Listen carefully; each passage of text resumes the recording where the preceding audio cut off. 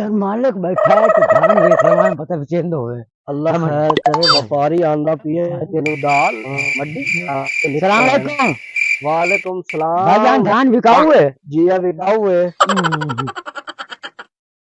जी हुक्म बाबा 4600 रुपए नाल दिसा है हाँ जी 4600 नाल यार मैं बात कर रहा है चोखे ना हाँ जी चौकी में नहीं चाली कर रहा है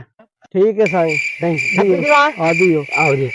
ए थप्पे है ये मोर लेबर अपनी ला रहा है लेबर ले जाना मेरे तो कैसे बोलते मैं नहीं ये बड़े धान कौन तोली वंदा मजे खाते सही धान तो मेरा ओ कौन है भाईजान व्यापारी हैं सारे ये धान लिया है ओके देखो धान है उसे को लिया ओ मालिक माया तू यार मेरे को पैसे और आ गया है ओ मैं भी है ओ मशीन से नहीं मैं कल दी गात के मैं दिख रहा था धान लिया यार ओ तो देखो यार मैंने तो मेरे से चाहिए माफ करो माफ करो पैसे ना दे हो पैसे कहने देते नहीं यार ये धान है वो जेलू देते नहीं से तो मांग के ला यार लुकी गए तो का छक्का से भाग गया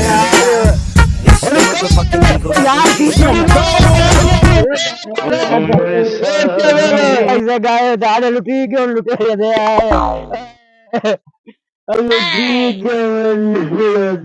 पैसे लागा का छक्का से भाग गया ओ दान के पैसे